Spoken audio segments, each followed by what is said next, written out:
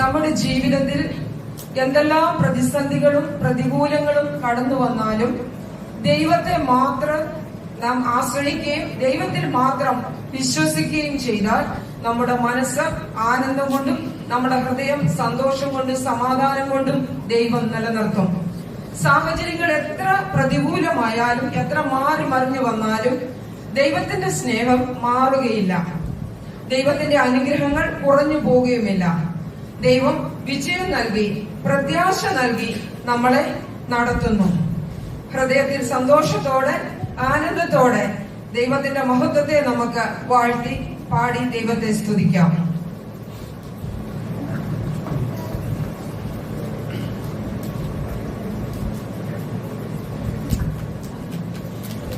എന്റെ പ്രാണപ്രിയനേ, പ്രത്യാശകരുണനേ, നിന്റെ വരവു നിരക്കുമ്പോൾ എനിക്ക് ആനന്ദമേറെയുണ്ട്.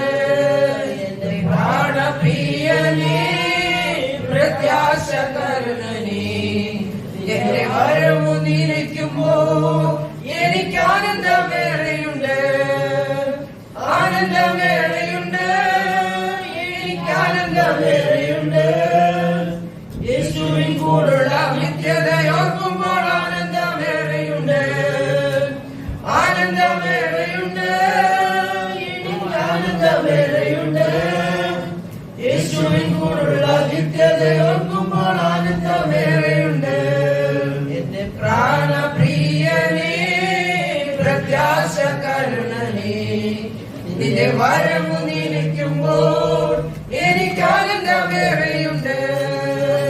നമ്മുടെ ആഗ്രഹമല്ലല്ലോ ദൈവത്തിൻ പദ്ധതികൾ, എന്നാൽ ദൈവത്തിന് ആഗ്രഹമല്ലോ ഏറ്റവും നല്ല അനുഗ്രഹം.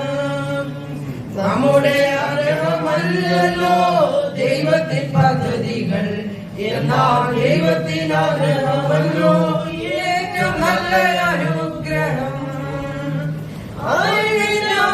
കൺവശം നീക്കി കത്തനെ മാറ്റിടാം. സ്വർഗീയത ഇഷ്ടങ്ങൾ ചെയ്ത് സ്വർഗുരം പോകിടാം. ആനന്ദമേറെയുണ്ട്, എനിക്ക് ആനന്ദമേറെയുണ്ട്.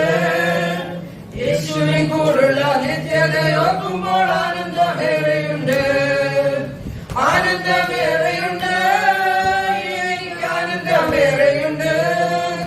യേശുവിൻ കൂടുള്ള നിത്യതയോർക്കുമ്പോൾ ആനന്ദമേറെയുണ്ട്.